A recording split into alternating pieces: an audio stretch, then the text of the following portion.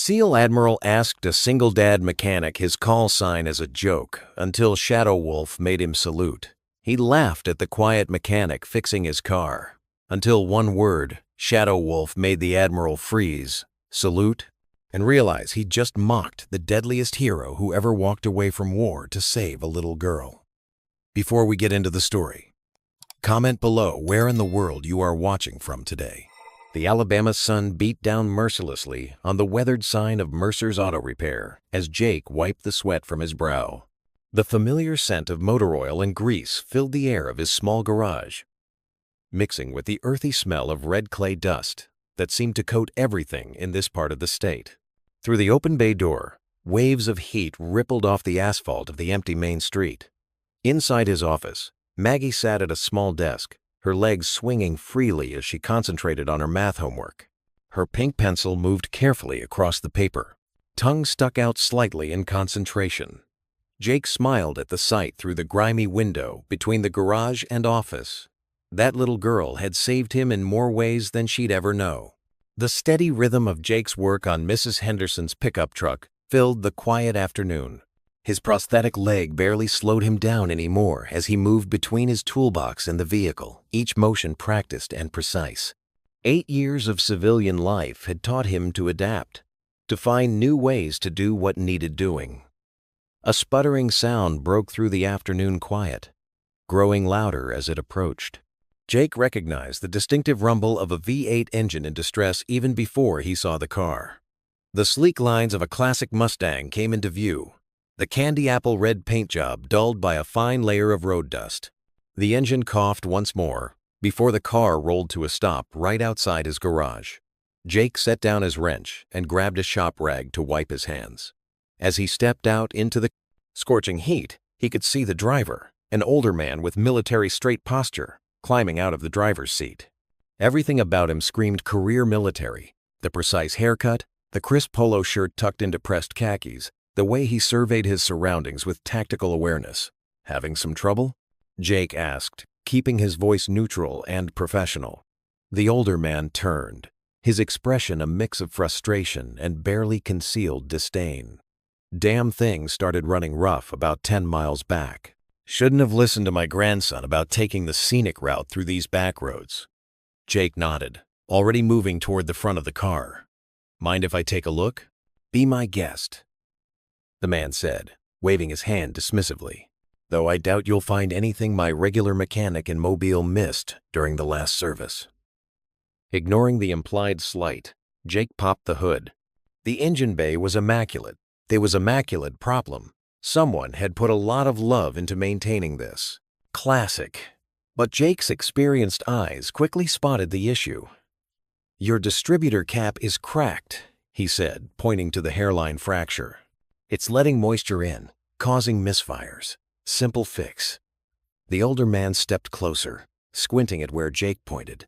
"And I suppose you just happen to have a distributor cap for a '65 Mustang lying around?" Jake allowed himself a small smile. "Actually, I do. Restored one last summer. Had to order extra parts because you never know what might be defective." He turned toward the office. "Maggie, honey, can you grab the small brown box marked Mustang from the third shelf?"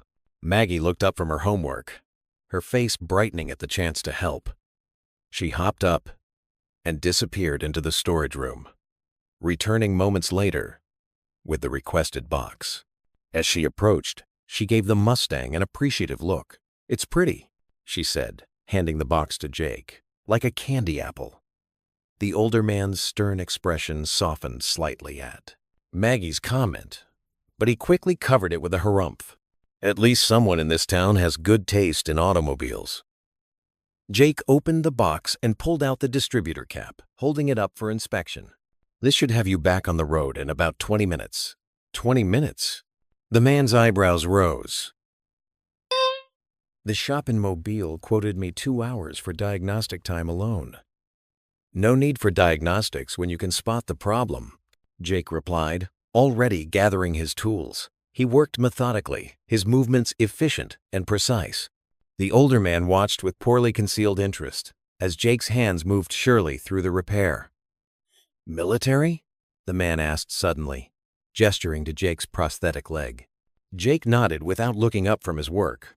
Something like that. Which branch? Navy. The man stood a little straighter. Admiral Silas Grant, retired. Where did you serve? Here and there, Jake replied vaguely, focusing on securing the new distributor cap in place. Admiral Grant's eyes narrowed at the evasive answer. Unit? That's all set, Jake said, deliberately ignoring the question as he closed the hood. Try starting her up. The Admiral's jaw tightened at being brushed off, but he slid behind the wheel and turned the key.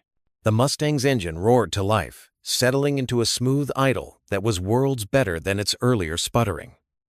Well, I'll be damned, Grant muttered, stepping out of the car. He reached for his wallet. What do I owe you? Parts and half an hour of labor, Jake said, quoting a fair price.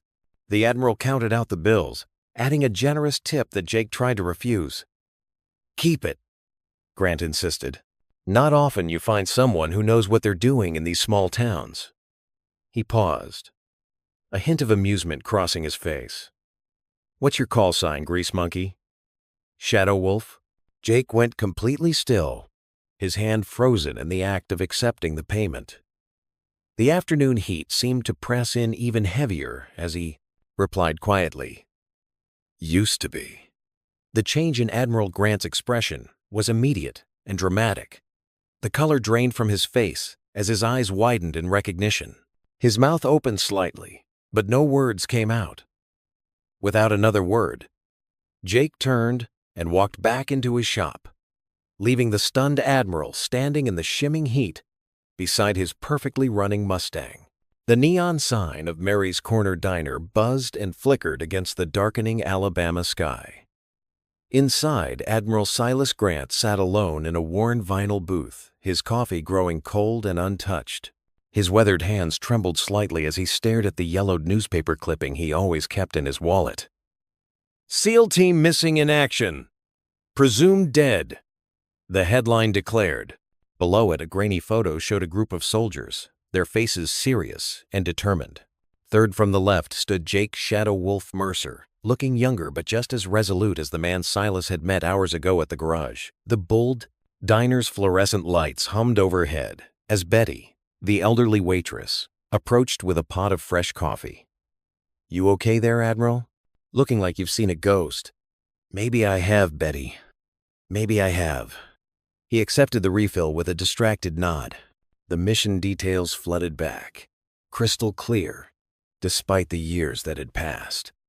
Operation Desert Phantom, SI, a classified insertion deep behind enemy lines. As Pacific Fleet Commander, he'd signed the orders himself, sending Shadow Wolf's team to what seemed like certain death. The intel had been wrong. Everything had gone sideways. It can't be him, Silas muttered, but he knew better. Those eyes, they were the same ones he'd seen in the mission briefing photos. The slight limp, the prosthetic leg, the M.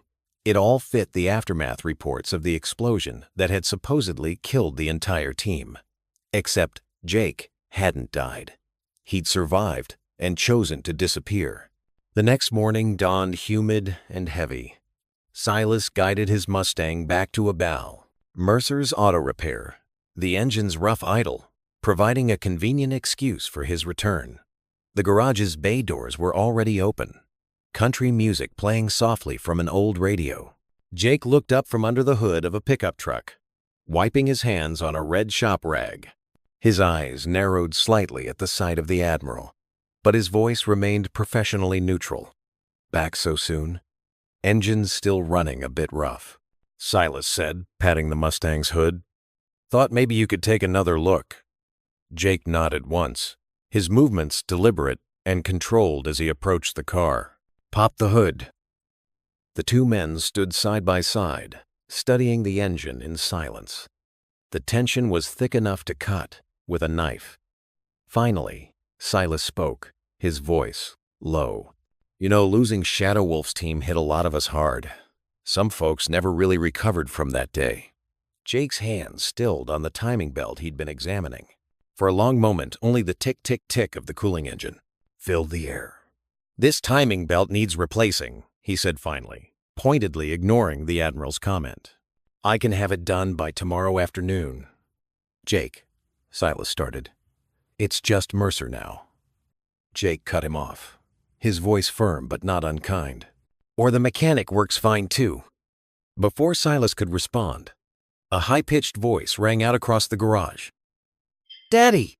Maggie came bounding in from the office, her backpack bouncing against her small frame, dark pigtails swinging. Jake's entire demeanor transformed in an instant. The tension in his shoulders melted away as he caught her in his arms, swinging her up in a practiced motion that spoke of countless similar greetings. "Hey, princess," Jake said softly, pressing a kiss to her forehead. "How was school?" "We learned about butterflies today. I drew you a picture." She proudly held up a slightly crumpled piece of paper covered in colorful crayon drawings. Silas watched the interaction with growing understanding.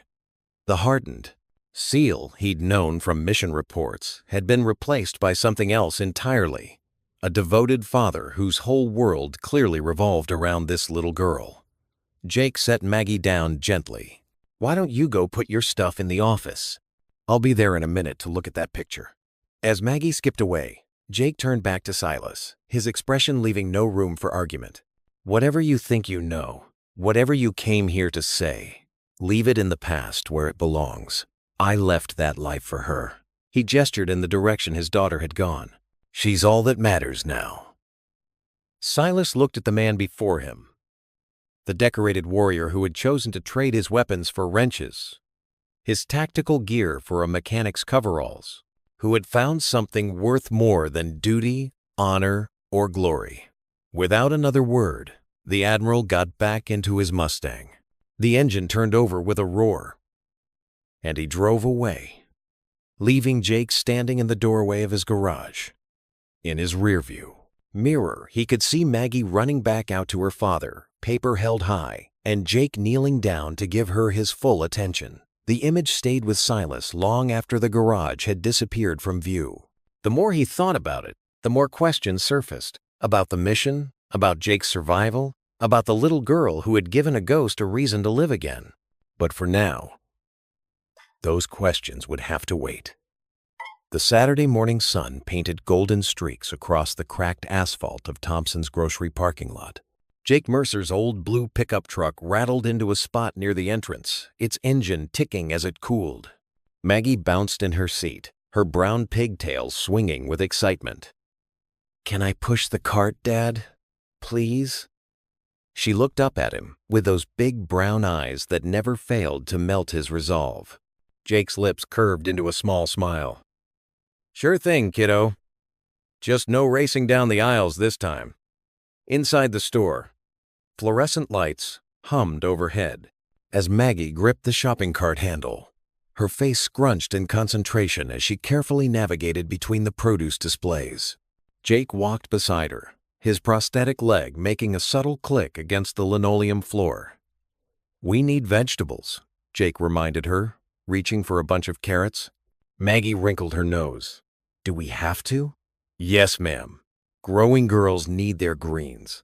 He added some broccoli to their cart, ignoring her dramatic sigh. They worked their way through their usual shopping route, Jake consulting his carefully written list while Maggie suggested additions that mostly involved cookies or candy. As they passed the birthday card section, Maggie suddenly stopped. "Dad?" Her voice had that thoughtful tone that usually meant she'd been planning something. "You know my birthday's coming up in 2 weeks?" Jake nodded, already wary. "Sure do. The big 9. "Well," Maggie traced patterns on the cart handle with her finger. "I was thinking maybe, instead of a regular party, we could do something different." "Different how?" "Like a daddy and daughter day." The words burst out of her in a rush of enthusiasm. "We could invite other dads and their daughters to the garage, and you could teach them stuff about cars, and we could have snacks, and maybe you could show them how to change a tire or something." Jake's hand tightened on the shopping cart. His first instinct was to say no. The garage was his sanctuary, his quiet place away from questions and curious eyes. But Maggie was looking up at him with such hope, such pure excitement. That's quite an idea, Mags." He kept his voice steady. Buying time. How many people were you thinking about? Just a few. Maggie's words tumbled out faster now. Like Sarah and her dad, and maybe Emma and Mr. Johnson, and Katie and her daddy from church. Not too many. Please, Dad? It would be the best birthday ever. Jake reached down to tuck a stray strand of hair behind her ear. Let me think about it, okay? That's a pretty big event to plan. Maggie nodded, but her smile dimmed just a little. They finished their shopping in comfortable silence, though Jake could see her stealing hopeful glances at him as they loaded groceries into the truck.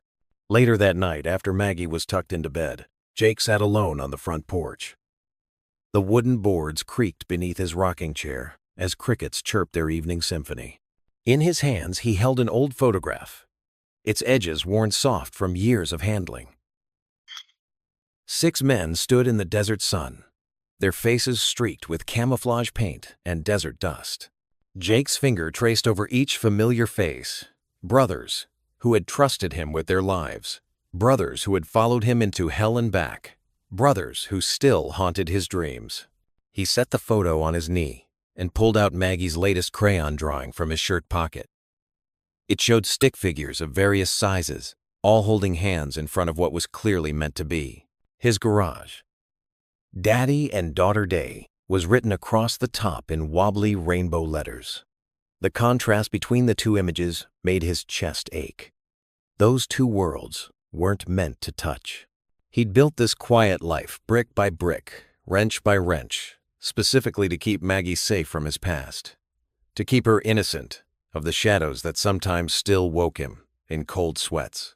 But as he looked at her drawing again, he couldn't deny the simple joy in those crayon lines. She wasn't asking for much, just a day to share her dad with her friends, to show them the place where he worked, the skills he used to help people fix their cars instead of breaking things. Jake reached for the small notebook he kept in his back pocket. With slow, deliberate strokes, he began sketching out ideas. Simple demonstrations that would be safe for kids. Basic tools they could handle. Areas that would need to be roped off. Maybe he could set up a small station where they could learn to check tire pressure or oil levels. His hand paused over the paper. The thought of other people in his space, other eyes watching him work, made his shoulders tense. But then he remembered Maggie's face in the grocery store, how her whole body had lit up with excitement at the idea. She was proud of him, of what he did. Not Shadow Wolf the seal, but Jake Mercer the mechanic, her dad.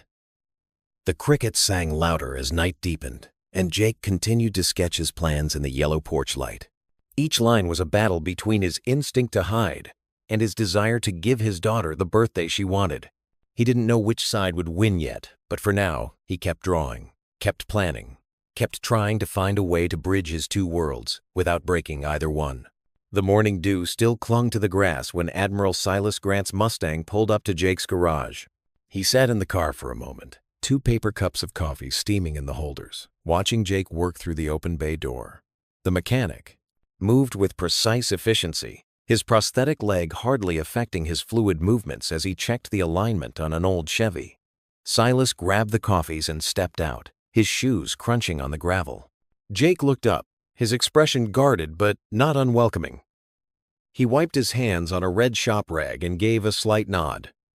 "Thought you might need this," Silas said, extending one of the cups. Black, 2 sugars. Old habit from the service. Most operators I knew took it that way. Jake accepted the coffee with a quiet thanks. His eyes held a flicker of recognition at the small gesture. The kind of thing commanding officers used to do for their men before difficult missions. They stood in comfortable silence for a few minutes, sipping their coffee and looking at the Mustang. The morning birds called from nearby trees, their songs mixing with the soft whir of the shop fan. "She's coming along," Jake finally said, gesturing to the car. "Found the issue with the timing belt. Should have her purring by Wednesday." Silas nodded, but they both knew he wasn't here about the car. He cleared his throat. "You know, for years I thought, we all thought, that I was dead." Jake's voice was steady. "Matter of fact, Sometimes I wished I was. The weight of those words hung heavy in the morning air. Silas watched as Jake moved to his workbench, arranging tools with methodical precision, a habit born from years of military discipline. "Why did you disappear?" Silas asked softly. "After the hospital. After recovery. You just vanished." Jake was quiet for a long moment, his hands stilling on a wrench. When he spoke, his voice was low, almost a whisper. "Lost my whole team that day. Rodriguez, Matthews, Carson. They had families, kids." His knuckles went white around the wrench.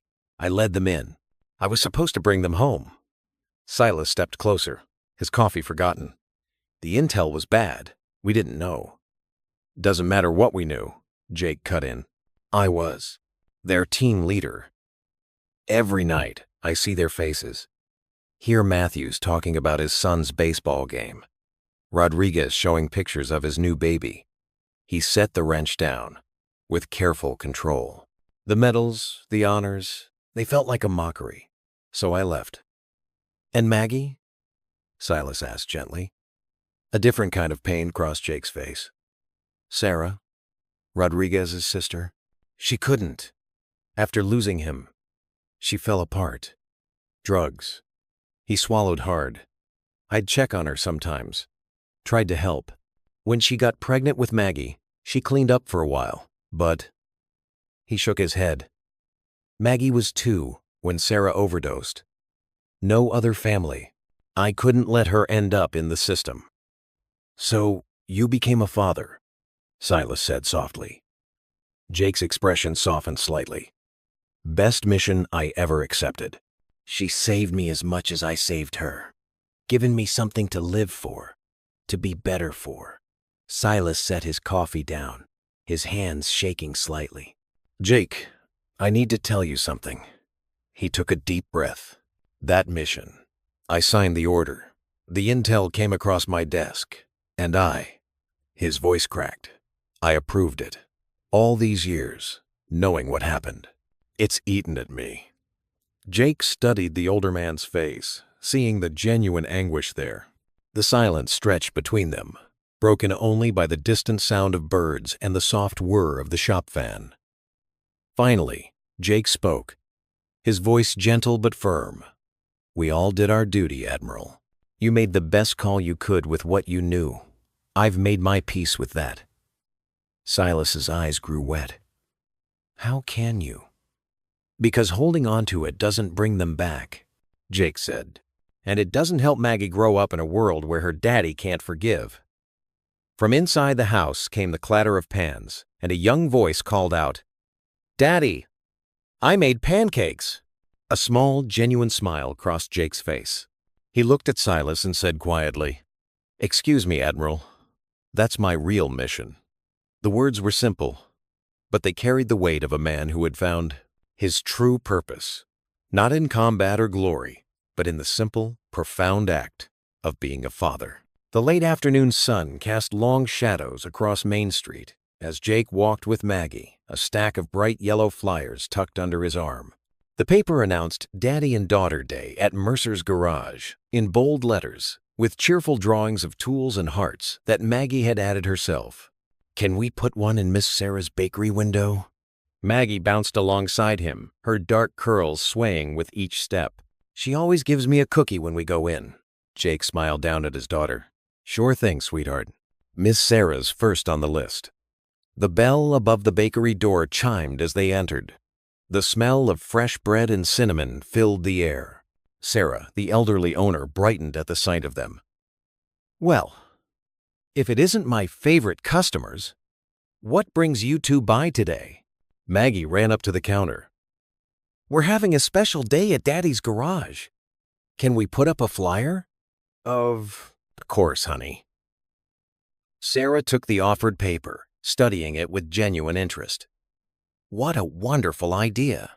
I'll put it right here in the front window where everyone can see it." As they continued down Main Street, the reception grew noticeably cooler.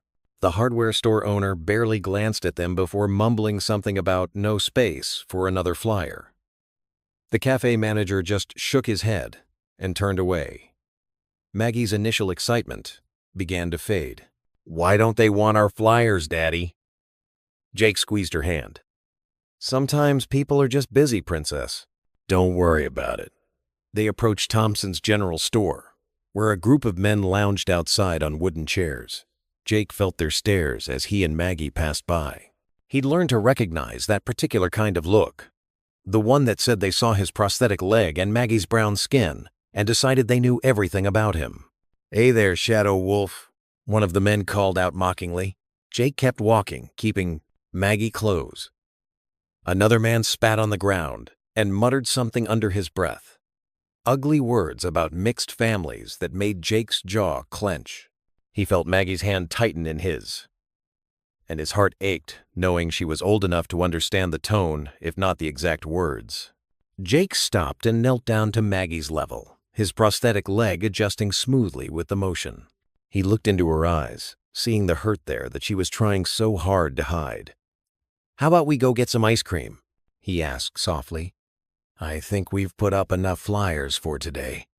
Maggie nodded, managing a small smile. "Can I get chocolate chip?"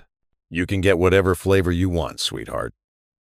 They walked to the ice cream parlor at the end of the street, leaving the rest of the flyers tucked away in Jake's back pocket. He listened as Maggie chatted about her latest art project, marveling at her resilience. The ice cream shop owner, Mrs. Chen, welcomed them warmly, and even offered to put up a flyer in her window without being asked. The sun was setting by the time they headed home. Jake helped Maggie with her homework, made dinner, and tucked her into bed with their usual bedtime story. She fell asleep clutching her favorite stuffed elephant, the one he'd given her the day the adoption became final. After making sure Maggie was sound asleep, Jake stepped out to move his truck into the garage for the night. The overhead security light cast harsh shadows across the driveway. As he approached the vehicle, something white caught his eye. A piece of paper tucked under the windshield wiper. His combat instincts, never fully dormant, heightened as he reached for the paper. The message was typed in plain black letters. "We don't need your kind here." Jake stood perfectly still, reading the words again. The paper crinkled slightly in his grip as memories of other threats, other dangers flashed through his mind. But this wasn't a combat zone.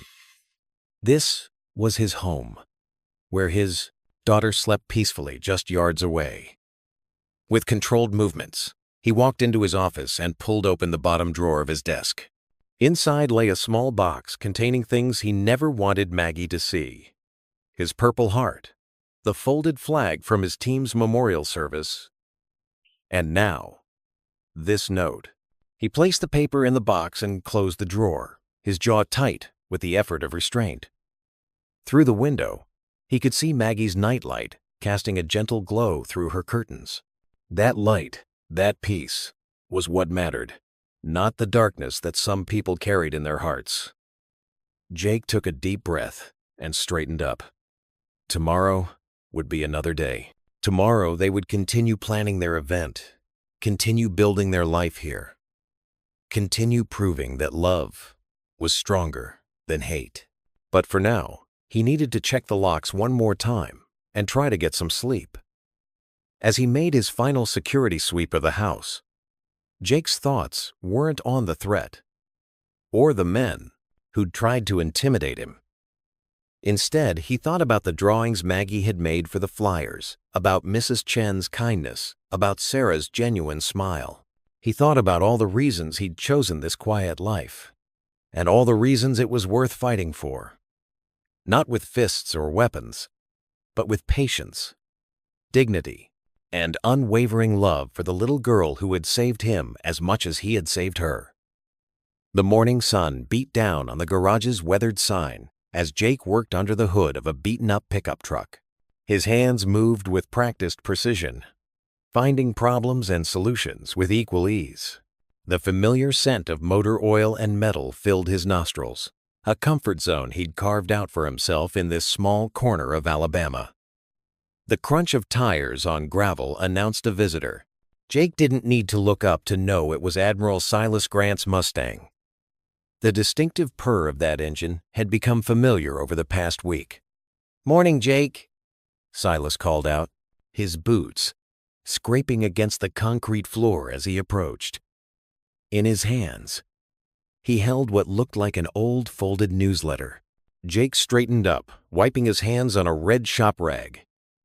Admiral, the Mustang giving you trouble again? No. She's running better than ever. Silas's face held an expression Jake recognized from his military days, the look of a man about to breach a difficult subject. Found something interesting in my old files last night. Jake's jaw tightened, almost imperceptibly, as Silas unfolded the newsletter.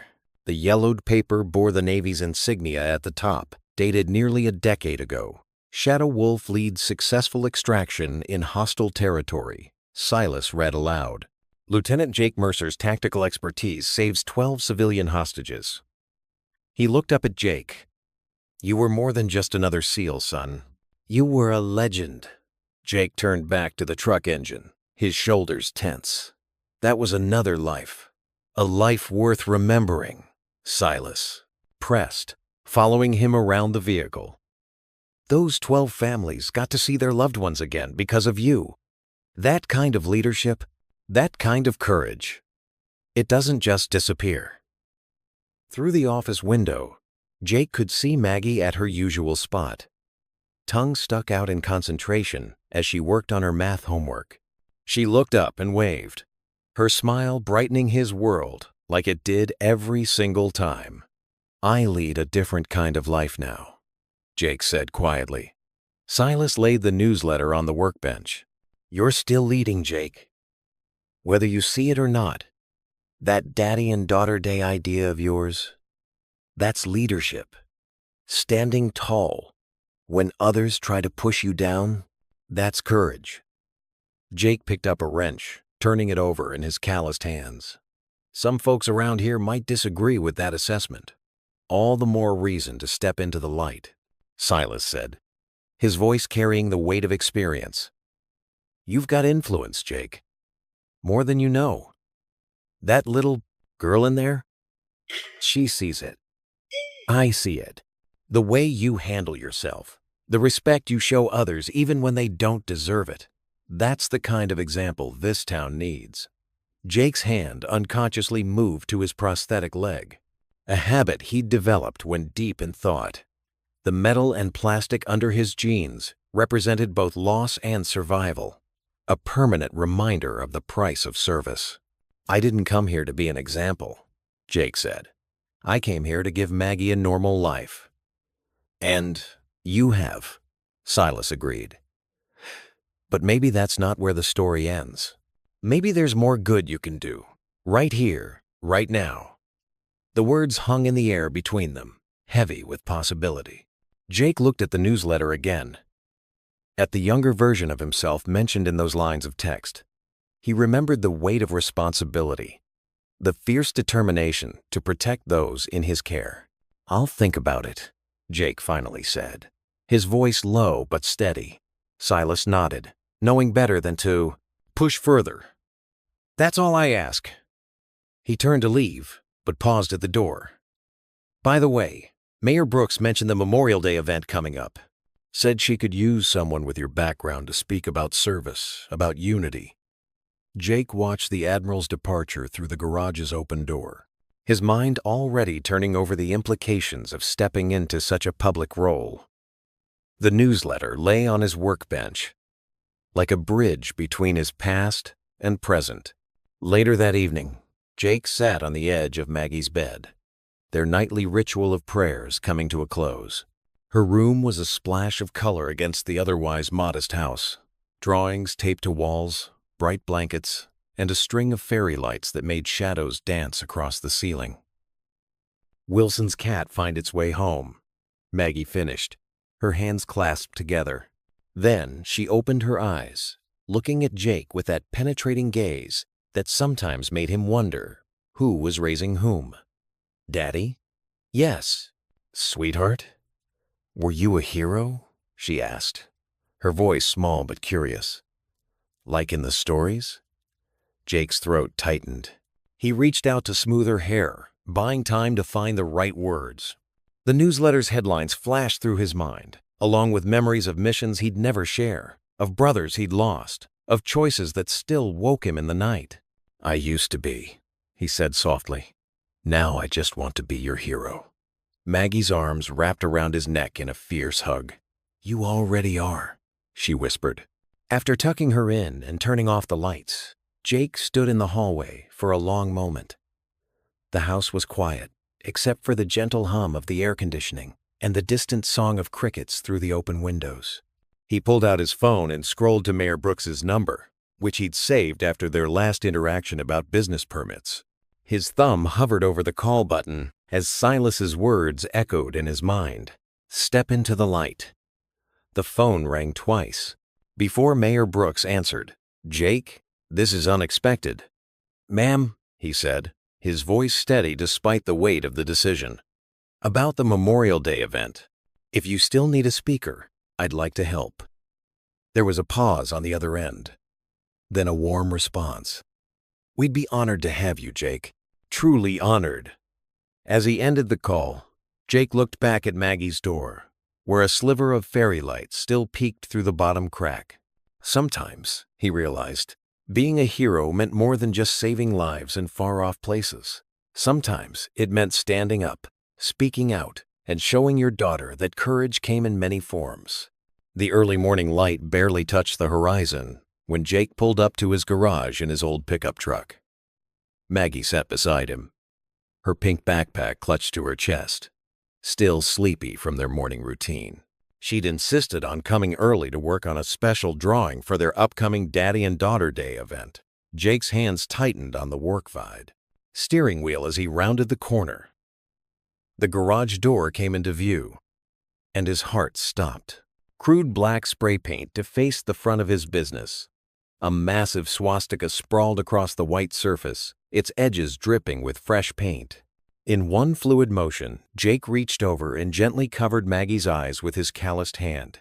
"Hey, sweetheart, keep those eyes closed for me, okay?" "Why, Daddy?" Maggie asked, her voice small and confused. "Just trust me for a minute."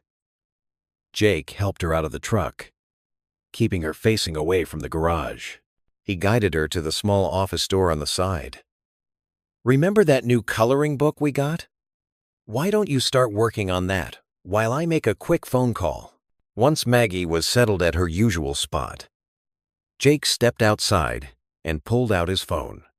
His fingers trembled slightly as he dialed the police, more from anger than fear. While he waited, he stared at the hateful symbol, his jaw clenched tight. Officer Martinez arrived, first, notebook in hand. She took photos and asked questions with professional detachment, but Jake could see the sympathy in her eyes. "Any ideas who might have done this, Mr. Mercer?" Jake shook his head. "Could be anyone who doesn't like newcomers, or maybe someone who saw the flyers for the event." The crunch of tires on gravel announced another arrival. Admiral Silas Grant's restored Mustang pulled up, and the older man climbed out, his face darkening as he took in the scene. "Good Lord above," he muttered. Then his voice rose with anger. "This is absolutely unacceptable, Admiral." Jake acknowledged quietly. "It's just paint. Just paint." Silas's face reddened. "This is a hate crime, son. You need to press charges when they find who did this." Jake crossed his arms, his voice staying low and controlled. "Without evidence, that'll just make things worse. Right now, it's anonymous cowards with spray paint. If we push too hard, they might get bolder." Officer Martinez finished her report and promised to increase patrols in the area. After she left, Silas stayed, pacing in front of the garage like an agitated guard dog. "You can't let them get away with this, Jake. You're a decorated veteran, for heaven's sake." "That's exactly why I can't react," Jake replied, already pulling supplies from his truck. "I've seen what escalation does, Admiral. It never ends well." The morning progressed as Jake methodically covered the hatred with fresh paint. Each stroke of white erased another piece of the ugly mark, but he knew the real stain went deeper than surface level. Silas insisted on staying, making calls on his phone. and occasionally helping move equipment. Around noon, the screen door creaked open. Maggie stepped out carrying a tray with 2 glasses of lemonade, ice cubes clinking against the sides. Her smile was as bright as the sun overhead. "I made it myself, Daddy." "Well, from the powder stuff. But I did all the stirring." Jake set down his paint roller and knelt to her level, careful to keep his paint-splattered clothes from touching her clean sundress. "That's exactly what I needed, Princess. Thank you." Maggie looked at his work, then back at him. "Is that why you made me close my eyes this morning? Because someone made a mess on our garage?" Jake pulled her into a gentle hug, his heart swelling with love for this perceptive little girl who somehow always knew the right thing to say. "Yeah, baby. Someone made a mess, but we're fixing it. That's what we do, right?" She nodded against his shoulder. "Like when I spilled juice on my homework and we dried it out and rewrote it all nice and neat." "Just like that," Jake whispered, holding her close. "No one will chase us away, Maggie. This is our home." The Admiral watched the exchange, his earlier anger softening at the sight. He picked up a spare roller and dipped it in paint. "Well then," he said gruffly, "let's get this home of yours looking proper again." The afternoon wore on as 3 generations worked together, erasing hate with simple, determined strokes of white paint. Every so often, Maggie would emerge with more lemonade or to show them a new drawing, her presence a reminder of why this battle was worth fighting, not with fists or fury, but with quiet dignity and unwavering resolve.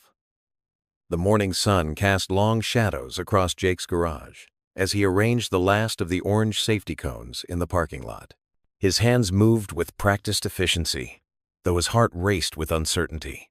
Colorful balloons bobbed in the gentle breeze, tied to makeshift posts around the work area. Maggie bounced around in her new coveralls, 7'9", a miniature version of Jake's, with "Birthday Girl" spelled out in sparkly letters across the back. Her dark curls were pulled back in 2 neat braids, courtesy of their elderly neighbor Mrs. Peterson, who had come over early just to help. "Do you think anyone will really come, Daddy?" Maggie asked, adjusting the safety goggles. Perched on her head, Jake knelt down beside her, his prosthetic leg barely making a sound. "Even if it's just us, Princess, we'll make it special." He tapped her nose gently, earning a giggle. The rumble of an approaching car made them both look up. Admiral Silas Grant's freshly repaired Mustang pulled into the lot, followed by 2 more vehicles. Jake's throat tightened as he watched 3 young girls practically drag their fathers from their cars. "Mr. Mercer," called out little Sarah Johnson, her red hair flying behind her as she ran up. "Daddy said we could stay all morning." Within 30 minutes, the parking lot had transformed. 8 father-daughter pairs gathered around Jake as he demonstrated proper tire-changing technique. The men stood awkwardly at first, some avoiding eye contact, others shifting uncomfortably in their Sunday clothes. "First rule of the garage," Jake announced, his quiet voice somehow carrying across the group, "is safety first." He helped Maggie hold up various tools, explaining each one's purpose. "Second rule, getting your hands dirty is part of the job." The first tire change race brought out competitive spirits. Mr. Thompson, the local banker, rolled up his sleeves with determination while his daughter, Emily, cheered him on. Jake moved between the pairs, offering gentle corrections and encouragement. "Remember, steady hands. Save time," he advised, helping one frustrated father position his jack properly. Just like that. Silas worked the stopwatch, calling out times and keeping score on a large whiteboard. His military bearing had softened into something more grandfatherly as he high-fived excited girls and praised their efforts. By mid-morning, the initial tension had melted away. Fathers who'd arrived in pressed shirts now sported grease smudges and proud grins. Their daughters beamed as they learned to check oil levels and identify basic engine parts. "My daddy says you were a soldier," one little girl said to Jake during the break. While everyone enjoyed lemonade and cookies, Jake glanced at Maggie, who was showing her friends how to make paper airplanes. "I was," he replied simply. "He was more than that," Silas interjected, walking up with a fresh pitcher. "He was a hero. Jake shook his head slightly. But before he could respond, it was time for the next activity. He'd set up simple diagnostic stations where fathers and daughters could work together to solve basic car problems. "Remember, ladies," Jake called out, "sometimes the simplest solution is the right one. Check your connections first." The afternoon brought more surprises. Mr. Davidson, who'd once crossed the street to avoid Jake, now asked detailed questions about engine maintenance. His daughter Lucy proudly showed off the junior mechanic certificate Jake had prepared for each girl. As the sun began to dip, parents started gathering their things. The girls hugged Maggie goodbye, chattering about next time. Jake noticed several fathers exchanging phone numbers, planning carpools for future playdates. "This was awesome, Mr. Mercer," Emily Thompson declared, her face smudged with grease but glowing with happiness. "Can we do it again next month?" Jake looked around at the hopeful faces. "We'll see," he said, but his smile gave away his answer. As the last car pulled away, Silas helped Jake and Maggie collect tools and clean up. The garage looked lived in now, with new memories etched into its walls alongside the old oil stains. "You're changing lives," Silas said quietly, watching Jake store the safety equipment. Jake paused, considering the day's events. "It felt good," he admitted. "Different kind of mission. But," he trailed off, understanding dawning in his eyes. Maggie wrapped her arms around Jake's waist, her face pressed against his side. "Best birthday ever," she declared, squeezing tight. The morning after the Daddy and Daughter Day event, Jake was elbow deep in an old Ford's engine when Mayor Evelyn, Brooks's sensible sedan, pulled into the garage's parking lot. He wiped his hands on a shop rag as she stepped out, her usual formal attire replaced by a casual blouse and slacks. "Good morning, Mr. Mercer," she called out, her heels clicking against the concrete floor. "Got a minute to chat?" Jake nodded, gesturing toward the small office where Maggie usually did her homework. The space was humble but neat, with crayon drawings decorating one wall and a coffee maker bubbling in the corner. "Coffee?" he offered. "Please." Mayor Brooks settled into the worn chair across from his desk. "I heard wonderful things about yesterday's event." Several council members' daughters couldn't stop talking about it. Jake poured 2 cups of coffee, sliding one across to her. "Just trying to make my little girl happy," he said quietly. "You did more than that." The mayor's eyes were warm, but calculating. "You brought people together. That's no small feat in a town like ours, especially given recent events." Jake's jaw tightened slightly at the reference to the vandalism, but he remained silent. "The town council and I have been discussing nominations for this year's Heart of Valor Award," she continued, stirring sugar into her coffee. "It's our highest civilian honor, given to those who demonstrate exceptional service to the community." "Ma'am," Jake started to protest, but she held up a hand. "Let me finish. We've watched how you've handled everything thrown at you. The grace you've shown in the face of prejudice, the way you've focused on building bridges instead of walls." She leaned forward. "That's the kind of leadership this town needs." Jake stood up and walked to the window, looking out at the garage where he'd hosted dozens of fathers and daughters just yesterday. "I appreciate the thought, Mayor Brooks, but I'm not looking for recognition. Everything I do is for Maggie. Sometimes the things we do for our children end up helping entire communities," she pressed, gently. "Think about it. The ceremony isn't for another month." Jake turned back to her, his expression resolute. "With all due respect, ma'am, I've had enough spotlights in my life. I'm just a mechanic now. That's all I want to be." The mayor nodded, understanding in her eyes. She finished her coffee and stood. "Well, the nomination stands, whether you want it or not. Some lights can't be hidden, Mr. Mercer, no matter how hard we try."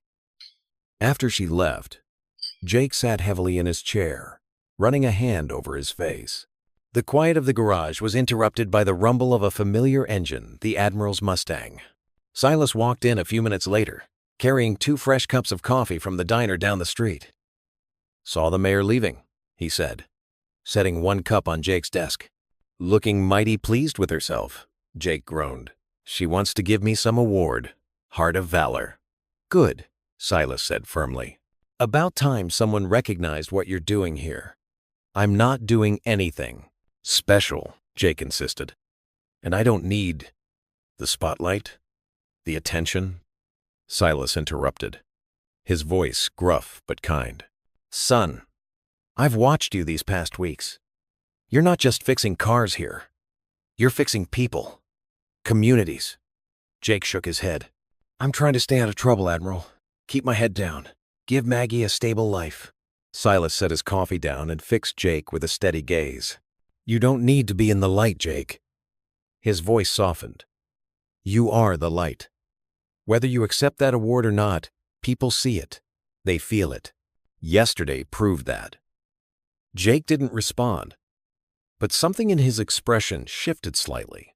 Later that evening, Jake arrived home to find Maggie at the kitchen table, surrounded by crayons and construction paper. She quickly tried to hide her work, but Jake caught a glimpse of bright colors and careful lettering. What you got there, sweetheart? He asked, hanging his keys on the hook by the door. Maggie bit her lip, then slowly pulled out the paper she'd been working on. I made something for you, Daddy. Jake's breath caught as he looked at the drawing. In bold, careful letters across the top, she'd written, My daddy is a hero. Below were crayon hearts in every color imaginable, surrounding a stick figure in blue. Coveralls working on a car. Another smaller stick figure stood nearby, holding what looked like a wrench. See? Maggie pointed to the figures. That's you teaching me about cars, like yesterday. And look. She flipped the paper over, where she'd written in her neat third-grade handwriting. Heroes don't always wear capes. Sometimes they wear work clothes and help people fix things. Jake stood very still, feeling moisture gather in his eyes. Without a word, he carefully folded the drawing and slipped it into his wallet, right behind Maggie's school picture. Do you like it? Maggie asked, uncertain about his silence. Jake knelt down and pulled her into a tight hug. I love it, baby girl. He whispered, his voice rough with emotion. I love it more than you know. The late May sun beat down on the town square, warming the rows of metal folding chairs set up in neat lines across the freshly mowed grass. American flags fluttered from every lamppost, their stars and stripes casting dancing shadows on the gathered crowd below. The old courthouse's marble steps served as a makeshift stage, its weathered facade a fitting backdrop for this solemn occasion. Jake stood behind the podium, his clean overalls a stark contrast to his usual grease-stained work clothes. His seal badge, polished to a mirror shine, caught the morning light. His prosthetic leg was visible below his rolled-up pant leg, but for the first time in years he made no attempt to hide it. Maggie sat in the front row, wearing her best sundress, her small hands folded in her lap as she beamed up at her father with unmistakable pride. Mayor Brooks's introduction faded into silence, and Jake cleared his throat. The microphone picked up the sound, carrying it across the hushed crowd. His fingers brushed the worn edges of the photograph he'd brought, the same one he often looked at on his porch at night. I never planned to speak here today, he began, his voice steady but quiet. For a long time, I thought staying silent was the best way to honor my fallen brothers. But sometimes, the greatest respect we can show is to tell their story. He pulled the photograph from his pocket, holding it up for all to see. This was taken 6 years ago, just before our last mission together. That's Marcus Chen, our radio specialist. He could fix any piece of equipment with duct tape and determination. Next to him, Tommy Rodriguez, best spotter I ever knew. Sam Wilson, our medic, saved my life twice before that day. And James Cooper, who never met a lock he couldn't pick or a joke he wouldn't tell. Jake's voice caught slightly, but he pressed on. We called ourselves the Night Hunters. The brass called us Shadow Wolf Team. We'd run 57 successful missions together. The 58th was supposed to be routine. The crowd sat in rapt attention as Jake described in carefully measured words the ambush that took his team. He spoke of the explosion that took his leg, of waking up in a field hospital to learn he was the only survivor. His words painted a picture not of violence, but of brotherhood, sacrifice, and the weight of living when others didn't. For 2 years after I was lost, Jake continued, his eyes finding Maggie's in the crowd, I couldn't understand why I survived when they didn't. I disappeared, trying to outrun the guilt. Then one day, I got a call about Marcus's sister. She was in trouble, and she had a little girl. Maggie smiled through tears, and Jake's voice grew stronger. That little girl taught me something my SEAL training never could. She showed me that sometimes the bravest thing you can do is simply love someone. That being a father, being her father, was the mission I was meant to survive for. He gestured to the garage visible down the street. I chose this town because it reminded me of where I grew up. A place where people know their neighbors, where a man's word still means something. I opened that garage hoping to build something honest and good, something my brothers would have been proud of. Jake's eyes swept across the crowd, taking in the faces he'd come to know. Customers, parents from the daddy and daughter day, even some of those who'd once looked at him with suspicion. The same skills that made me a good SEAL. Attention to detail, dedication to getting things right, never giving up on a problem. Those are the same skills I use to fix your cars, to raise my daughter, to be part of this community. He touched his SEAL badge gently. This badge reminds me of who I was, but it's who I am now. A father, a mechanic, a neighbor that honors their memory best because they died believing in something bigger than themselves. They died so others could live in peace, raise their families, chase their dreams. Jake's voice softened. Every morning when I open that garage, every time I help someone get back on the road, every moment I spend with my daughter, I'm living the life they died to protect. And I've learned that sometimes the greatest acts of courage happen not on the battlefield, but in simply choosing to begin again, to trust again, to love again. As he finished speaking, the square remained perfectly still. Tears streamed down faces throughout the crowd. Parents held their children closer. Veterans in the audience sat straighter, many wiping their eyes. From his place in the second row, Admiral Silas Grant rose slowly to his feet. His weathered face was solemn as he raised his hand in a crisp, formal salute. The gesture carried the weight of years, of shared sacrifice, of understanding that went beyond words. Jake stood at attention, returning the salute with perfect military precision.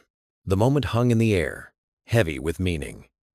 A bridge between who he was and who he'd become, between his past and his present, between loss and redemption. Then Maggie broke from her seat, running up the courthouse steps. Jake knelt down just in time to catch her in his arms, holding her close as she wrapped her small arms around his neck. His tough exterior melted away as he buried his face in her hair, and in that embrace was everything he'd fought for, everything he'd survived for, everything he'd learned to live for again. The sound of applause began softly, then swelled until it filled the square. But Jake barely heard it. In his daughter's arms, he was already home. The night air hung thick and heavy over the small Alabama town. Jake had fallen asleep in his recliner, exhausted from the emotional weight of his Memorial Day speech. Maggie was tucked safely in bed upstairs, her favorite stuffed bear clutched close as always.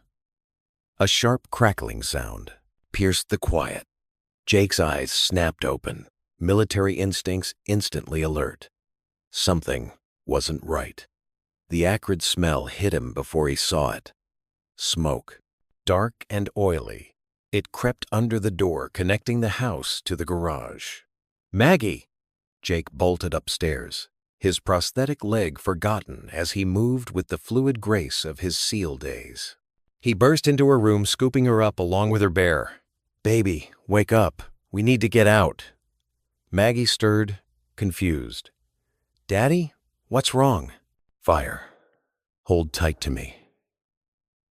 Jake wrapped her in a blanket and carried her down the stairs, moving swiftly but carefully. Through the garage door window, orange flames were already visible, dancing with malicious glee across his tools and equipment.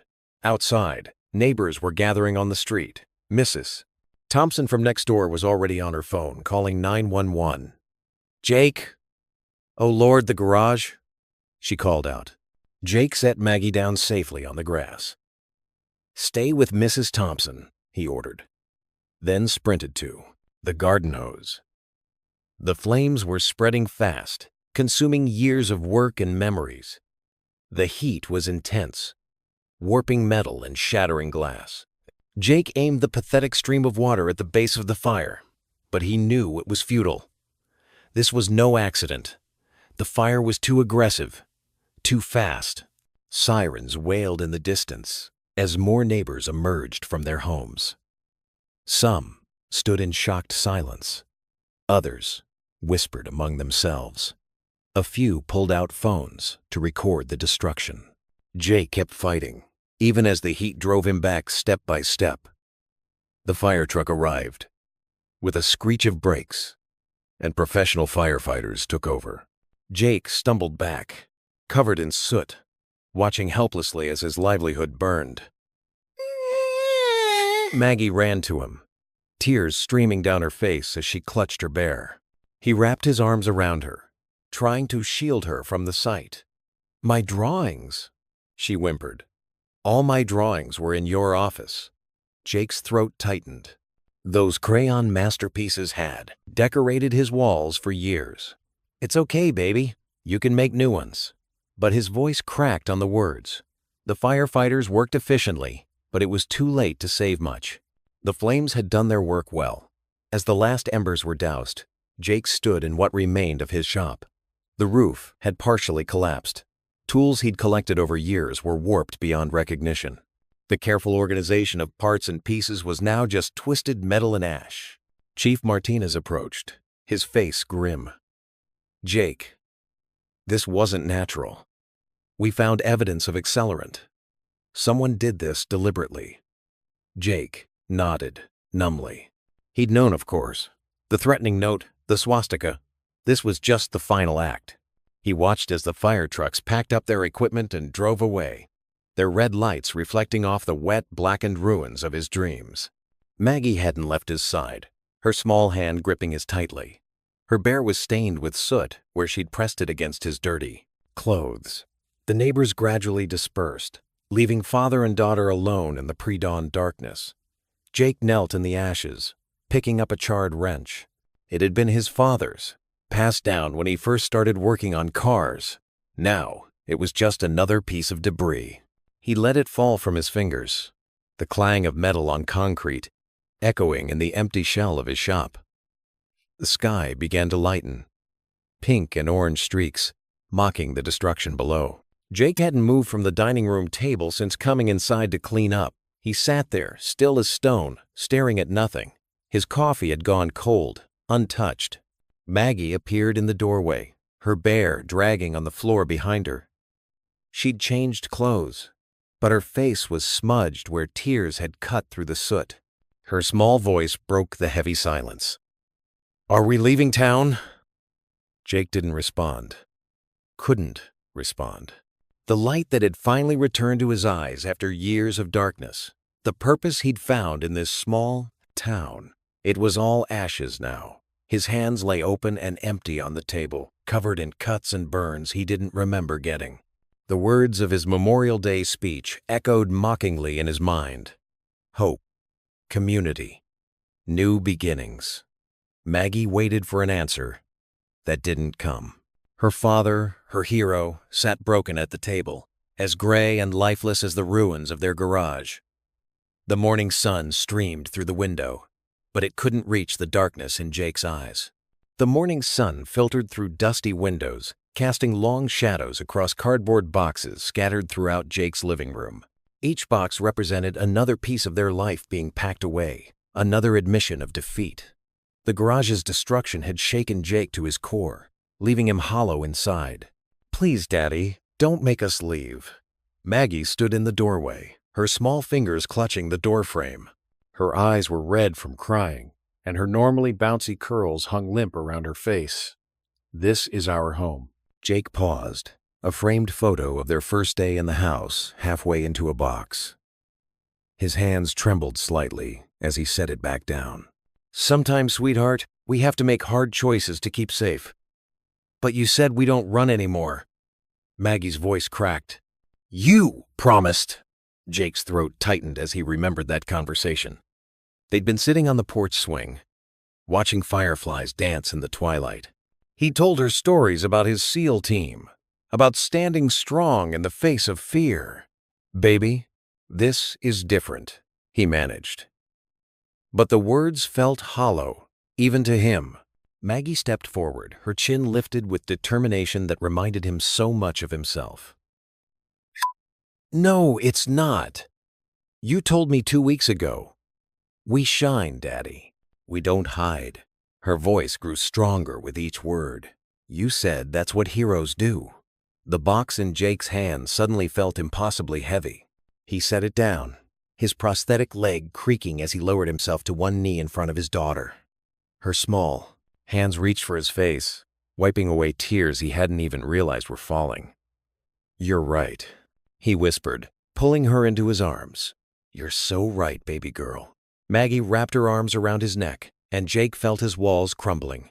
All the pain, fear, and anger he'd been holding back since watching his garage burn came pouring out. His shoulders shook with silent sobs as he held his daughter, his anchor in the storm.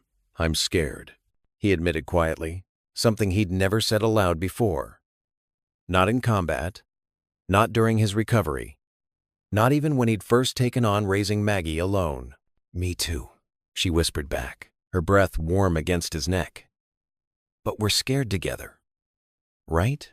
Jake pulled back slightly, looking into his daughter's eyes. Eyes that held wisdom far beyond her 8 years. "Together," he agreed, his voice rough with emotion. Maggie took his large calloused hand in her small one and tugged gently. "We should pray, Daddy, like we do every night." Jake nodded, allowing her to guide him. They knelt together beside the half-packed boxes, hands clasped. Maggie's voice was clear and strong as she began. "Dear God, please help Daddy remember. He's strong. Help him remember that you didn't bring us this far to leave us.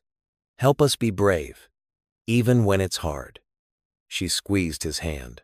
"And please help the mean people who hurt us learn about love instead of hate." Jake's heart swelled with pride and humility at his daughter's simple, powerful prayer. "Amen," he whispered, adding his own silent plea for guidance. They stayed kneeling together for several moments, the morning sun warming their backs through the window. The quiet was broken by the sound of vehicles pulling into the driveway. Multiple engines. From the sound of it, Jake tensed instinctively, old combat reflexes kicking in. He moved toward the window, positioning himself to keep Maggie behind him. But as he peered out through the glass, his breath caught in his throat. There, in the driveway, stood Admiral Silas Grant, ramrod straight in his VFW cap. Behind him, filling the entire driveway and spilling onto the street, stood dozens of veterans, men and women in VFW caps and jackets, some with canes or wheelchairs, others standing tall despite their years. They formed a solid wall of support, their faces set with determination. Silas stepped forward as Jake opened the front door, Maggie's hand still firmly in his. "We shine, son," Silas said simply, echoing Maggie's words. "We don't hide." He gestured to the gathered veterans. "And we sure as hell don't let our own fight alone. Let's rebuild." The sun had barely crept over the horizon when the first pickup trucks began arriving at Jake's burned-out garage. Through his kitchen window, Jake watched in disbelief as dozens of townspeople poured out of their vehicles, armed with work gloves, shovels, and determined expressions. Silas stood at the center of it all, barking orders like he was back on the bridge of a destroyer. "Johnson, get those wheelbarrows over here. Martinez family, we need those trash bins lined up along the fence. Pastor Mike, your crew can start with the south wall." Jake stepped out onto his front porch, Maggie close behind him. The morning air still carried the acrid smell of smoke, but there was something else too, hope, carried on the backs of neighbors he barely knew. "Daddy, look." Maggie tugged at his sleeve, pointing to Mrs. Chen from the bakery directing her teenage sons as they unloaded boxes of donuts and thermoses of coffee from their van. "I see, sweetheart." Jake's voice was rough with emotion. A big yellow excavator rumbled up the street, its operator giving a friendly wave. Tom Wilson, the local contractor, jumped down from the cab. "Thought you might need some heavy lifting done," he called out. "Free of charge, Jake. It's the least we can do after what you've done for our girls." Maggie bounced on her toes. "Can I help too, Daddy?" Jake managed a small smile. "Of course. But first, let's thank these people properly."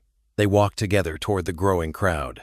Someone had set up folding tables with water bottles and work gloves. The sound of shovels scraping against concrete mixed with cheerful conversation and occasional laughter. "Jake!" Silas waved him over. The Admiral's usually pristine clothing was replaced by old jeans and a work shirt. "Got something to tell you." He pulled Jake aside, speaking quietly. "Sold the Mustang this morning. Got a good price, too, enough to cover a good chunk of the rebuilding costs." Jake shook his head. "Admiral, I can't accept. You can and you will, son." Silas's voice was firm but gentle. Sometimes the bravest thing a man can do is accept help when he needs it. Before Jake could argue further, 3 church vans pulled up, loaded with lumber, tools, and building supplies. Pastor Mike's wife, Sarah, organized a line of volunteers to unload everything, while their teenage daughter started a sign-up sheet for different work crews. Maggie disappeared into the house and returned minutes later with a massive plate of chocolate chip cookies she'd been saving for school. "Mrs. Chen," she called out, "can I put these with your donuts?" The baker's face lit up. "Of course, sweet girl. Come help me set up a proper snack station." Throughout the morning, more people arrived. The high school shop teacher brought his personal tools. The owner of the hardware store showed up with a flatbed full of supplies. Even Mr. Thompson, who had once crossed the street to avoid Jake, was there with his construction crew, already drawing up plans for the new foundation. Jake moved through it all in a daze, watching as the charred remains of his garage were slowly cleared away. Every time he tried to help, someone would press a bottle of water into his hands or ask him to look at their rebuilding plans. It was as if the town had decided that his job today was simply to accept their gift of service. Near noon, Maggie made her rounds with fresh cookies, stopping to chat with each volunteer. Jake watched her proud smile as people praised her baking. She'd been right all along. They didn't need to run. This was home. The local news crew showed up, but Silas intercepted them before they could approach Jake. "This isn't a story," he told them firmly. "This is family taking care of family. You want to help? Grab a shovel." To everyone's surprise, the reporter and cameraman did just that, setting aside their equipment to join the cleanup effort. As the sun began to set, Jake stood in what used to be his office. The walls were gone, the roof was missing, but somehow his old desk had survived, though it was water-damaged and scarred with smoke. He pulled out the drawer where he'd kept that threatening note from just weeks ago. The drawer was empty now. The hate-filled words turned to ash, like everything else. Later that night, after Maggie had fallen asleep, Jake sat at their kitchen table with a pen and paper. He tried to write a thank you letter to the town, but every attempt felt inadequate. How could words on paper express the depth of his gratitude?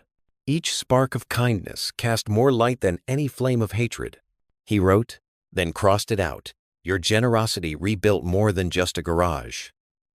He tried again, but that wasn't right either. After an hour of failed attempts, Jake gathered the crumpled papers and carried them to the fireplace. One by one, he fed them to the flames. The words might have been inadequate, but as he watched them burn, he knew what he had to do. Tomorrow, he would thank them in person. Sometimes, the simplest truths needed to be spoken face to face. The fire consumed the last of his written attempts. But unlike the destructive blaze that had taken his garage, this one felt cleansing. Through the window, he could still see the outlines of equipment and supplies left by the volunteers, ready for another day of rebuilding. Not just rebuilding a garage, he realized, but rebuilding trust, community, and hope. Jake touched the spot in his wallet where he kept Maggie's crayon drawing. My daddy is a hero. He'd seen that heroism wasn't just about one person's actions. It was about a community coming together, about people choosing light over darkness, love over hate. He turned away from the fireplace, leaving the ashes of his attempted thank you letters behind. Tomorrow would be soon enough to find the right words. Tonight he would simply be grateful for the miracle of neighbors becoming family, of destruction giving way to renewal, and of a little girl who never lost faith in the power of standing your ground and letting your light shine. For veterans, fathers, and future dreams. The morning dew still clung to the grass as Jake watched the transformation unfold before him. What had started as a cleanup effort had turned into something far more profound. Over the past week, the charred remains of his old garage had given way to something new, something bigger than himself. Workers moved with purpose, their boots crunching on fresh gravel. The air hummed with the sound of power tools and friendly chatter. The new building stood proud and tall, its metal siding gleaming in the early light. It was larger than the original, with 2 extra bays and a proper waiting room. "Daddy, look!" Maggie tugged at his sleeve, pointing to where 2 men were carefully mounting the new sign. The letters caught the sunlight, bold and clean. Shadow Wolf Garage. Jake's throat tightened. Below the main sign, smaller letters spelled out, "For veterans, fathers, and future dreams." He hadn't asked for this, any of it. The community had insisted. "It's perfect," he managed, squeezing Maggie's hand. Silas approached, his weathered face creased in a smile. "The mural team is ready when you are, Jake." The west wall had been prepared for something special.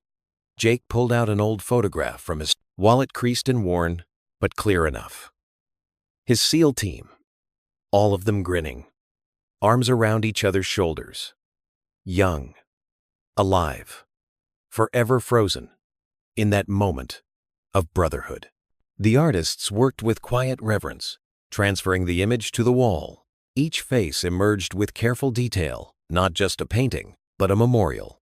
Jake stood watching, his prosthetic leg aching from standing so long, but he couldn't move.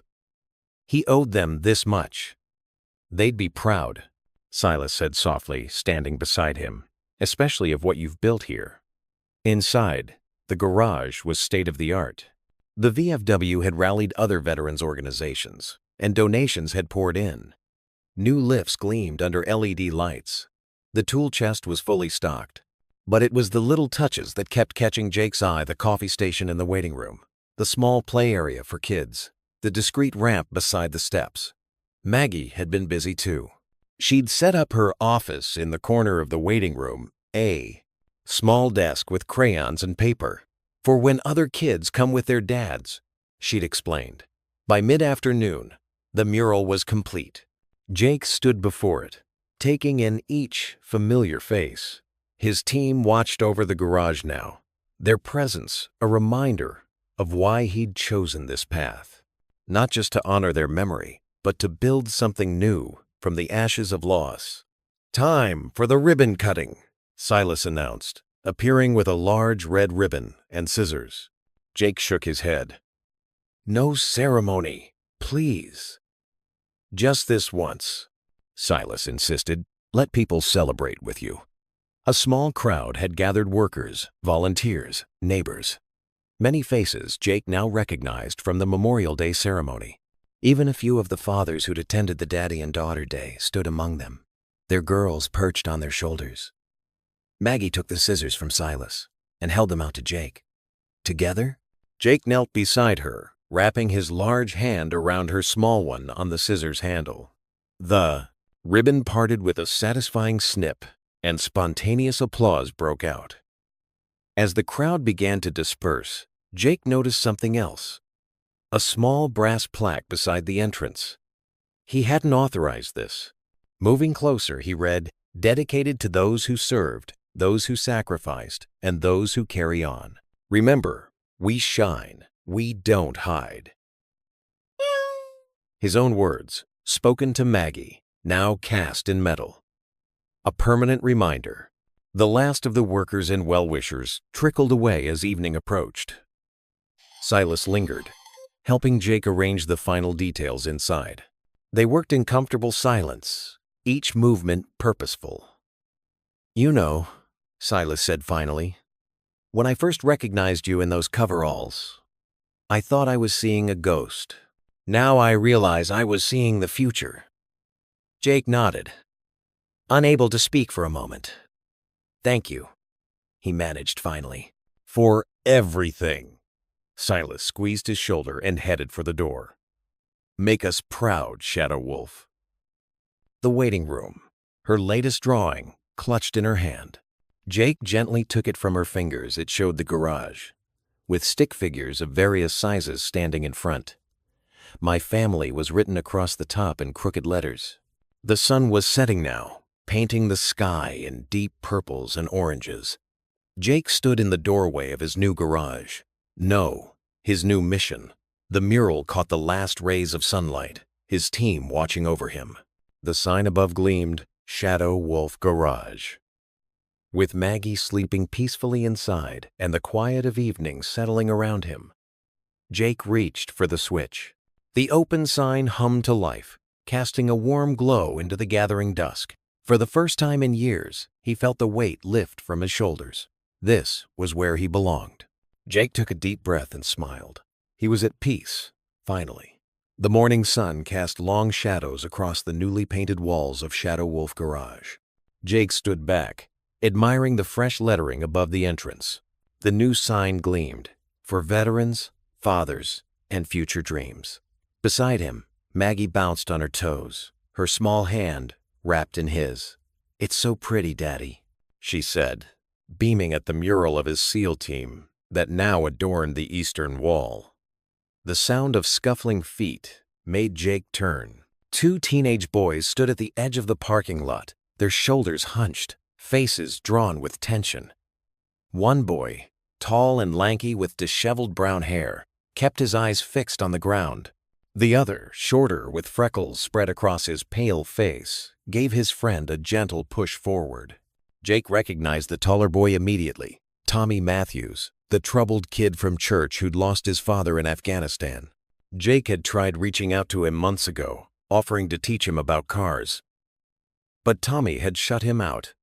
"Can I help you boys?" Jake asked, keeping his voice neutral. He felt Maggie squeeze his hand tighter.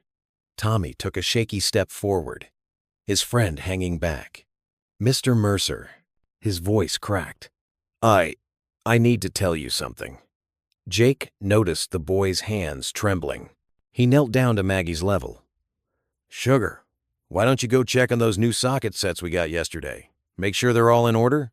Maggie looked between her father and the boys, then nodded solemnly. "Okay, Daddy." She disappeared into the garage. The morning traffic hummed in the distance as Jake waited patiently. A small crowd had gathered for the garage's reopening, and he could feel their eyes on this unfolding scene. "I'm the one who—" Tommy's voice broke again. He swallowed hard, tears welling in his eyes. "I'm the one who spray-painted the garage. And I started the fire." The admission hung heavy in the air. Several gasps came from the onlookers. Jake remained still, his face calm despite the revelation. "My friend Billy tried to stop me," Tommy continued, gesturing to the freckled boy behind him. "But I was so angry. At everything. At you." The tears began falling, freely now. "You tried to help me. And I just couldn't stand seeing you with your daughter, having what I lost." Jake took a step closer, his prosthetic leg clicking softly against the concrete. "Keep going, son.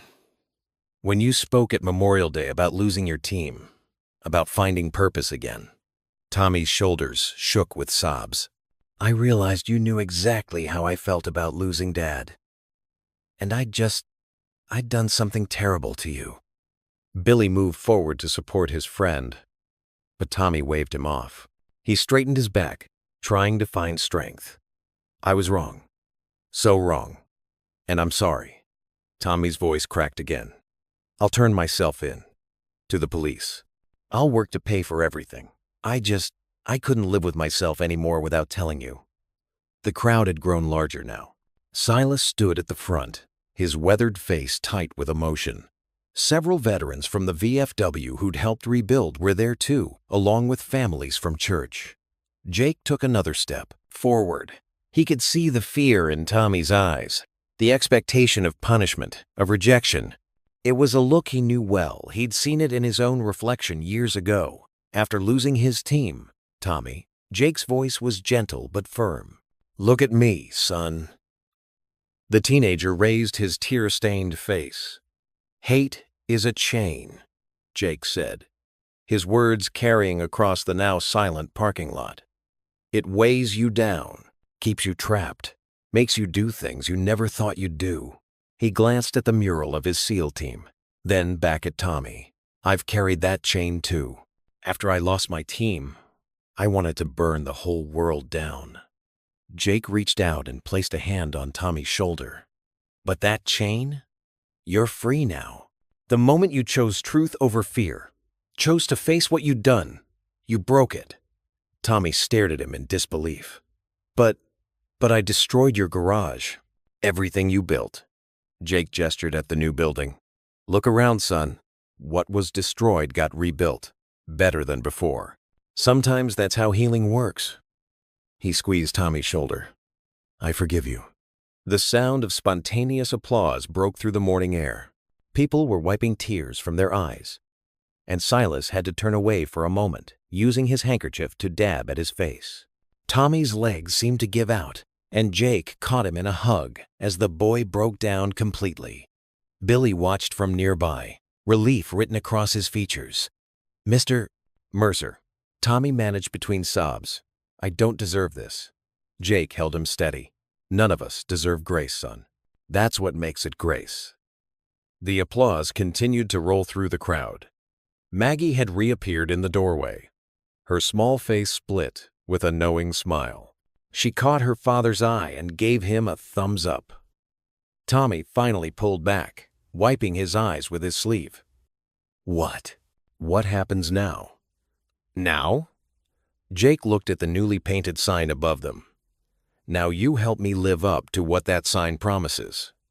You'll work here after school, learn about cars, about responsibility, and maybe—" he glanced at the mural again, "maybe you'll learn what your father and my team died protecting the chance, to choose love over hate every single day."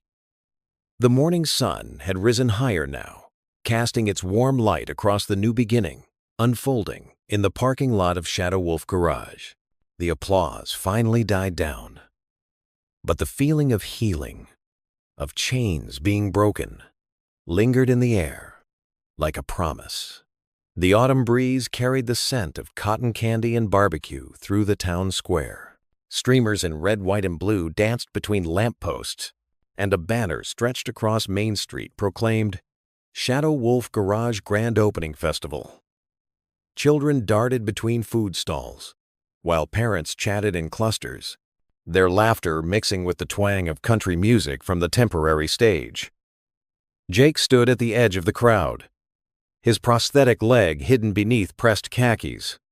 He tugged at his collar, uncomfortable in the button-down shirt Maggie had picked out. She stood beside him in her favorite yellow sundress, her dark curls tied back with matching ribbons. "Daddy, look, they've got face painting." Maggie pointed excitedly at a booth where kids emerged with butterflies and superhero masks painted on their cheeks. "Maybe later, sweetheart," Jake said, his eyes scanning the growing crowd. He spotted Silas approaching in his formal Navy dress uniform, medals glinting in the sunlight. "You clean up nice, Shadow Wolf," Silas said with a warm smile, "though you look about as comfortable as a long-tailed cat in a room full of rocking chairs." Jake chuckled. Give me engine grease and overalls any day. The mayor stepped onto the stage, tapping the microphone. Ladies and gentlemen, if I could have your attention, please. He hadn't agreed to this part of the celebration, but Silas had insisted it was important for the important town. Today, we're not just celebrating the opening of a business, the mayor continued. We're celebrating community, redemption, and the power of standing together against hatred. He paused, his eyes finding Jake in the crowd. Would Jake Mercer please join me on stage? Maggie squeezed his hand. Go on, Daddy. You're their hero. Jake swallowed hard, his throat suddenly dry. With gentle determination, he made his way through the parting crowd. Each step up to the stage echoed with purpose, his prosthetic leg carrying him forward just as surely as his natural one. The mayor held up a wooden plaque, its surface catching the sunlight. This is our town's Heart of Valor Award, given to those who exemplify extraordinary courage and service to our community. Jake raised his hand. Sir, I can't accept this alone. He turned to the crowd, his voice carrying clear and strong. Maggie, come up here, princess. Maggie's eyes widened in surprise. She hurried through the crowd, her yellow dress bright against the sea of faces. Jake lifted her onto the stage, and she stood beside him, beaming with pride. This award, Jake said, his voice thick with emotion, belongs to every person who showed up with hammers and paintbrushes, to every veteran who shared their stories, to every father who brought their daughter to learn about cars. He placed his hand on Maggie's shoulder, and most of all, to this little girl who taught me that running away isn't the answer. The crowd broke into applause. Silas stood at attention, his eyes glistening. You know, Jake continued as the applause died down, I spent years in combat zones, thinking that's where the real battles were fought. But I was wrong. He looked down at Maggie, who smiled up at him encouragingly. The real fights happen right here, in our hearts and in our communities. They happen when we choose love over hate, forgiveness over vengeance, and hope over fear. A murmur of agreement rippled through the crowd.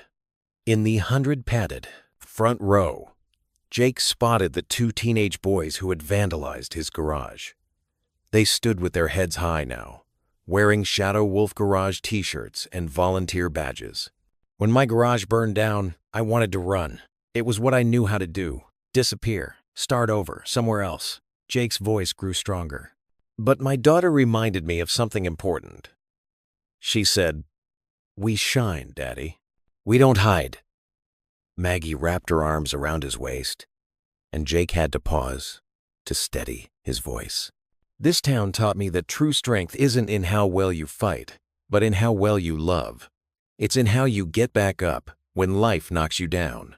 It's in how you help others stand when they fall. The mayor stepped forward with a plaque, but Jake wasn't finished. He looked out at the faces before him, veterans, neighbors, friends, and even former enemies, all united in this moment. You don't need to fight wars to be a warrior, Jake said, his words ringing across the square. Sometimes you just have to love harder.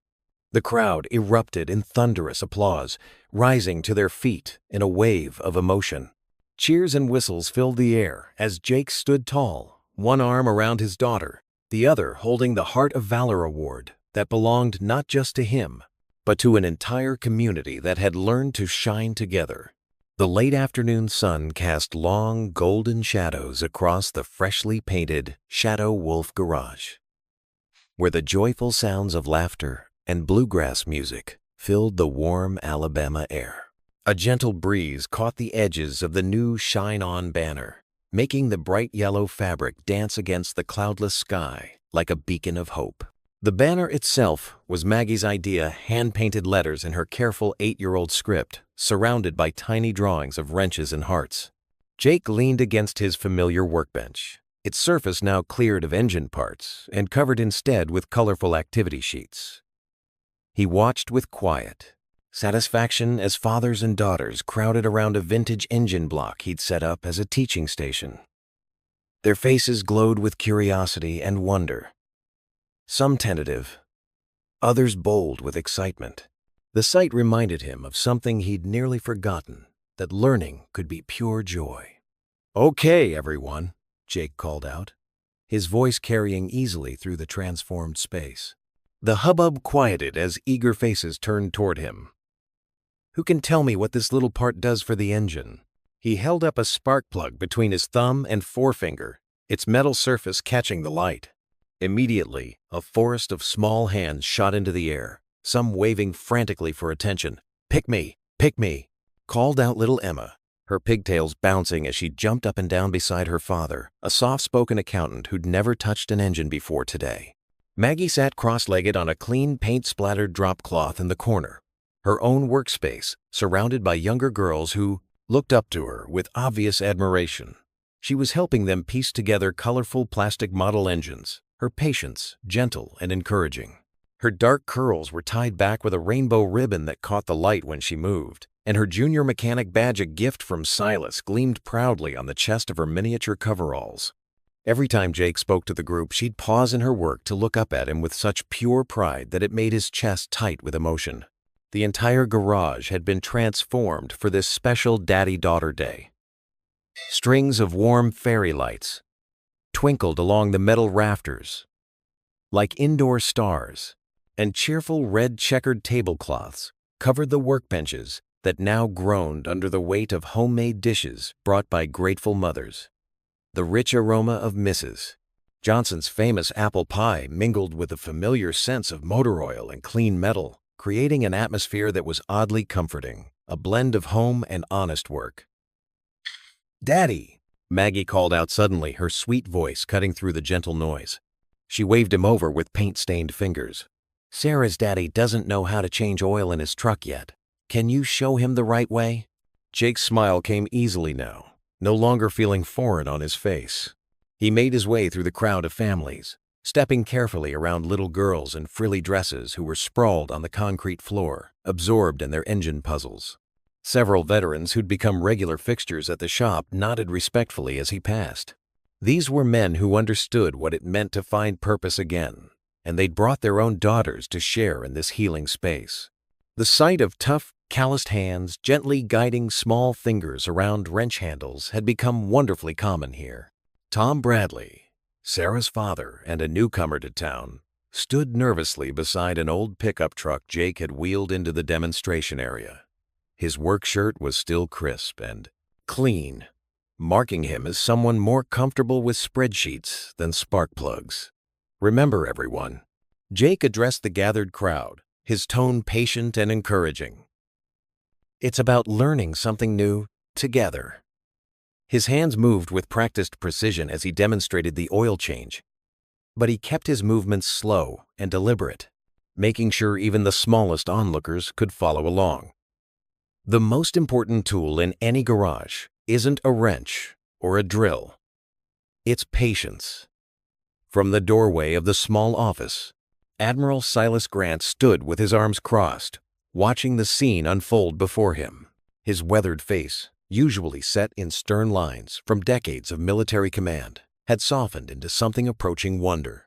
The transformation in Jake over the past months was nothing short of remarkable, from a man living in shadows to someone who'd become a beacon of light for this entire community. The way children gravitated toward him, the way grown men sought his guidance, the way he carried himself with quiet confidence, instead of haunted wariness. It all spoke to the healing power of purpose and love. The afternoon stretched on with a comfortable rhythm. Many workshops rotated every 30 minutes, covering everything from basic car maintenance to small engine repair. Between lessons, there were impromptu storytelling sessions where Jake would spin tales about engines that came to life, and dance breaks when someone's daughter insisted on showing off her latest ballet moves on the smooth concrete floor. Jake moved through it all with quiet grace, his military training visible only in the efficient way he organized tools and his careful attention to everyone's safety. As the sun began its slow descent toward the horizon, painting the sky in shades of amber and rose, mothers started arriving to collect their families. The garage gradually emptied, filled with heartfelt thank yous and eager promises to return for the next event. Jake stood by the main bay door, watching as little girls in grass-stained dresses dragged their reluctant fathers toward family cars, chattering excitedly about everything they'd learned. Shadow Wolf Garage, mused Marcus Williams, one of the Vietnam veterans who'd become both friend and informal advisor. He clapped Jake on the shoulder with a hand that bore old scars from his own war. Never thought I'd see the day when that call sign would mean hope instead of fear. Jake nodded slowly, feeling the full weight of those words settle into his bones. The garage had evolved into something far beyond a simple business. It had become a sanctuary where broken things and broken people could find healing together, where the tools of destruction could be transformed into instruments of creation and connection. Maggie moved through the aftermath with cheerful determination, humming a tune she'd learned in music class as she collected paper plates and plastic cups. Her small hands worked methodically, but Jake could see her movements growing slower, her eyes heavy with the special kind of exhaustion that comes from a day filled with joy and purpose. "Come here, princess," Jake called softly, setting down the wrench he'd been organizing. She immediately dropped the half-full trash bag and walked into his open arms without hesitation. He lifted her easily, marveling as always at how perfectly her small form fit against his chest, how her head found its natural resting place on his shoulder. The cleanup could wait until tomorrow. Jake carried his drowsy daughter out to the front porch, where evening shadows were beginning to pool in the corners. He settled them both into the sturdy wooden swing he'd installed just last week, its chains creaking gently under their combined weight. The evening air was cool and sweet, carrying the last whispers of summer and the promise of autumn's approach. Maggie's breathing grew steady and deep as sleep began to claim her. Her small hand curled trustingly against his chest. Jake gazed out at the gathering twilight, his mind drifting to other evenings in faraway places, desert nights when he'd thought he'd never know peace like this, when the idea of holding a sleeping child seemed like an impossible dream. The weight of his daughter anchored him firmly to the present moment, keeping the shadows of his past at bay like a talisman against darkness. The soft crunch of gravel announced Silas's quiet approach.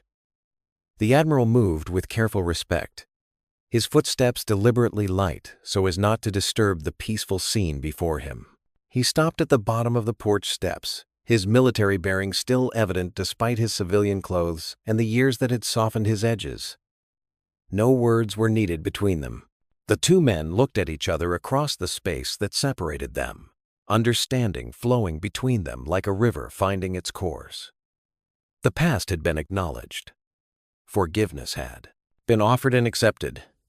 And now, they stood on the far shore of something new.